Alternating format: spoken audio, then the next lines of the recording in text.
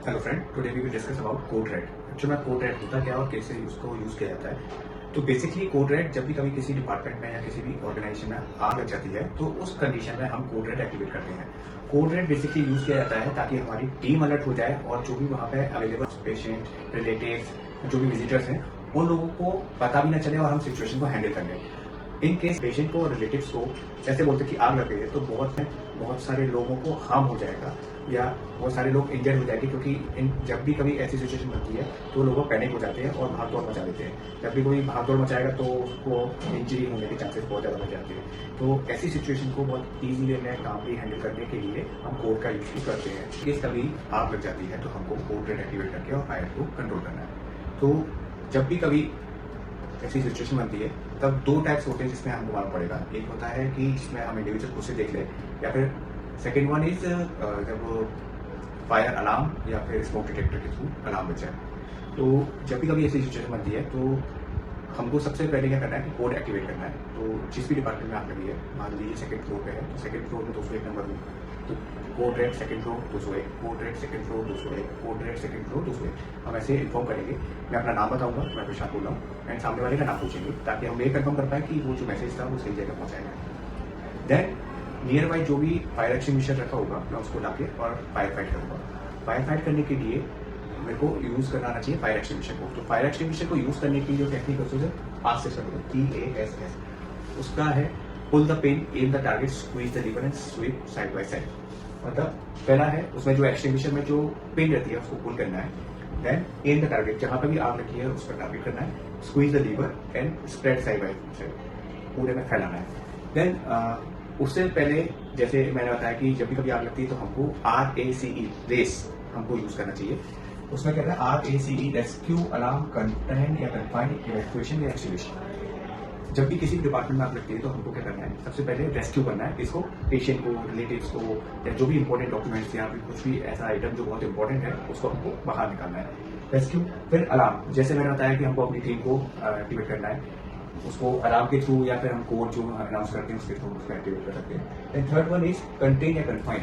Contain या confine मतलब बंद करना। फ्रेश एयर को, जहाँ पे भी आग लगी है वहां पर फ्रेश एयर के लिए स्पेस नहीं छोड़ना, ताकि अगर फ्रेश एयर मिलती रहेगी तो आग बढ़ती जाएगी। तो हमको जो भी विंडोज हैं, जो भी दरवाजे हैं उनको हमको क्लोज करना है। And last one is extinguish या फिर इवैक्यूएशन। एक्सटिंग्विश मतलब आग के साथ फायर फाइट करना, जो हमने इसमें पढ़ा था, फुल एम स्विच स्वीप, इसके थ्रू हम फायर फाइट करेंगे। इन केस फायर बड़ी है और हमारे कंट्रोल में नहीं है देन हमको इवैक्यूएशन करना पड़ सकता है। अब इवैक्यूएशन करना पड़ेगा तो उसके लिए हमने यहाँ तक तो हम पहुंच गए कि हमने टीम को अलर्ट कर दिया और हम फायर फाइट करने पहुंच गए। जब तक हम फायर फाइट करेंगे तब तक हमारी जो टीम है वो भी आ जाएगी। अब उस टीम को बोलते क्या है, emergency response team. Emergency response team में एक्चुअल में होता कौन कौन है, एक तो फायर सेफ्टी ऑफिसर होता है, एक इंजीनियर या फिर मेंटेनेंस इंचार्ज, एक एडमिनिस्ट्रेटर, हाउसकीपिंग स्टाफ और सिक्योरिटी स्टाफ। सिक्योरिटी स्टाफ में security supervisor plus security staff रहते हैं। अब वो लोग करते क्या है कि जब भी कभी ऐसी सिचुएशन बनती है तो ओवरऑल इंचार्ज जो रहता है वो फायर सेफ्टी ऑफिसर रहता है। अब फायर सेफ्टी ऑफिसर और जो टीम है जब वो इस मौके पे पहुंचती है तो वो क्या करते हैं कि जो भी सिचुएशन है, टाइप ऑफ फायर और कितनी आग बढ़ गई है उसके अकॉर्डिंगली वो एनालाइज करते हैं। देन फिर वो पूरा डिसीजन लेते हैं कि इवैक्यूएशन करना है या नहीं करना। अब इवैक्यूएशन जो होते हैं वो 3 टाइप होते हैं, not to evacuate, partial evacuate और full evacuate. Not to evacuate क्या होता है, जब भी कभी किसी रूम में आग लगती है या कुछ भी ऐसा सिचुएशन होती है तब आग को इतनी बड़ी नहीं है कि हमको रूम खाली करना पड़े या फ्लोर खाली करना पड़े।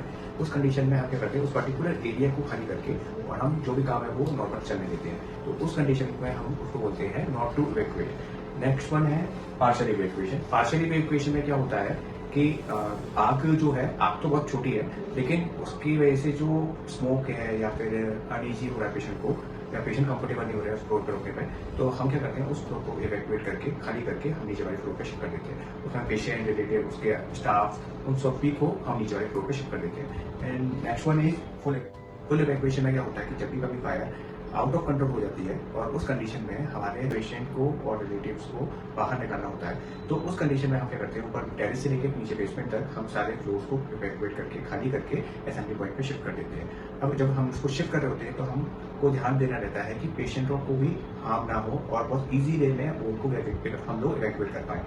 जब भी हम इवैक्यूएशन कर रहे हैं तो हम लोग पेशेंटों को 4 कैटेगरी में डिवाइड कर देंगे। 1 में आएगा ABCD। ए कैटेगरी में वो पेशेंट आएंगे जो चल के जा सकते हैं, जिनको जो ऐसे पेशेंट जो चलते फिरते पेशेंट है, जो ऐसे पेशेंट जो फीवर के लिए एडमिट हुए हैं या पेट दर्द के लिए एडमिट हुए हैं, जिनको हम डायरेक्शन देंगे तो वो खुद चल बाहर निकल जाएंगे। ऐसी कंडीशन वाले पेशेंट को सबसे पहले निकालते हैं। देन उसके बाद बी कैटेगरी वाले वो पेशेंट होते हैं जिनको थोड़े बहुत सपोर्ट की जरूरत है। फॉर एग्जाम्पल किसी को पैर में चोट है या हाथ में चोट है, जिनको सपोर्ट की जरूरत है, हम उनको थोड़ा बहुत सपोर्ट देके और उनको इवैक्यूएट कर सकते हैं। एंड थर्ड वन इज ऐसे पेशेंट जो व्हील चेयर पे शिफ्ट होंगे, तो ऐसे पेशेंट जिनको व्हील चेयर पे लगेंगे, वो व्हील चेयर लगेगी, उनको व्हील चेयर पे रख के या फिर स्ट्रेचर पे रख के हम ऑपरेशन करेंगे। लास्ट में आते हैं डी कैटेगरी। डी कैटेगरी में वो पेशेंट आएंगे जो पेडियाट्रिक पेशेंट है, न्यूबॉर्न बेबीज है। ऐसे पेशेंटों को हम लोग क्या करते हैं कि सबसे लास्ट में शिफ्ट करते हैं। उसका रीजन क्या है कि जो भी हॉस्पिटल होता है उसमें 80 to 90% पेशेंट्स ऐसे पेशेंट होते हैं जो खुद चल के जा सकते हैं। तो ए कैटेगरी वाले पेशेंटों को हम जब भी डायरेक्शन देंगे या हम उनको निकाल देंगे, तो उसमें हमको कोई एफर्ट नहीं डालना पड़ेगा, केवल हमको डायरेक्शन देना रहेगा कि आप ऐसे डायरेक्शन लेके फायर जो स्केप रूट है उसके साथ में जाके आप बाहर असेंबली पॉइंट पे जा सकते हैं। तो हमको कोई एफर्ट नहीं डालना पड़ेगा, बहुत ईजी वे में दोनों निकल जाएंगे। अब सपोज कीजिए 100 पेशेंट है, आपके 90 पेशेंट उसमें से अपने आप निकल गए, आपको केवल 10 पेशेंट या 10% पेशेंट को फोकस करना है। उसमें से भी 4 to 5% पेशेंट ऐसे होंगे जो डी वाले होंगे, जिनको 4 या 5 पेशेंट ऐसे होंगे जिनको आपको उठा के लेना पड़ेगा। तो हमको बहुत कम एफर्ट डालने पड़ेंगे और हमारा जो इक्वेशन है बहुत ईजी भी होगा। How type of fire, generally 6 types की फायर हमारे हॉस्पिटल्स में या किसी भी एरिया में होती है। ABCDEF। ए कैटेगरी की आपको सॉलिड फायर होते हैं, जो कि generally paper, plastic, wooden, rubber ऐसी चीजों में लगती है। बी कैटेगरी में लिक्विड यानी पेट्रोल, डीजल, केरोसिन, इनमें कभी आग लगती है तो उसको कैटेगरी बी में रखा जाता है। सी कैटेगरी में गैसेस, फ्लेमेबल गैसेस जैसे CNG, LPG, जब भी कभी फ्लेमेबल गैसेस में आग लगती है उसको कैटेगरी सी में रखा जाता है। डी कैटेगरी में मेटल, सोडियम, जब भी हम सोडियम को पानी के कांटेक्ट में लाते हैं तो उसको फ्लेम उसमें से फायर जनरेट होती है, तो हम उसको कैटेगरी डी में रखते हैं। ई में इलेक्ट्रिक शॉक सर्किट की वजह से कभी आग लगती है तो उसको कैटेगरी ई में रखते हैं। देन लास्ट है एफ, कुकिंग ऑयल, जब भी कभी किचन एरिया में कुकिंग ऑयल में आग लगती है तो उसको क्लास एफ में रखते हैं।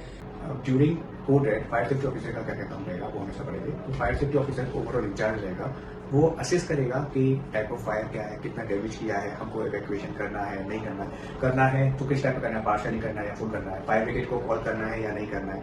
ओवरऑल इंचार्ज जो रहेगा वो फायर सेफ्टी ऑफिसर रहेगा। वो इंश्योर करेगा कि जो इमरजेंसी रेस्क्यू टीम है वो प्रॉपर्ली अपने प्रोटोकॉल्स फॉलो कर रहे हैं कि नहीं, फायर फाइटिंग के लिए जो भी स्टाफ है वो प्रॉपर स्टेप्स ले रहे हैं या नहीं, इवैक्यूएशन के टाइम पे स्टेयर्स का यूज हो रहा है कि नहीं। देन फिर जो भी लिफ्ट है या फिर जो इलेक्ट्रिसिटी वाला पोर्शन है जिस एरिया में आग लगी है वहाँ पे कट ऑफ हुआ है या नहीं। देन फिर पेशेंट की लिस्ट उसके पास आती है, वो सारे पेशेंट असेंबली पॉइंट में पहुंचे हैं या नहीं। ये सारा इंश्योर करने का काम किसका रहता है, फायर सेफ्टी ऑफिसर का रहता है। तो ओवरऑल जो भी हॉस्पिटल में या जो भी ऑर्गेनाइजेशन में जब भी कभी ऐसी सिचुएशन आती है तो फायर सेफ्टी ऑफिसर एक की रोल प्रेजेंट करता है, जिसमें बहुत ज्यादा रिस्पॉन्सिबिलिटीज रहती है।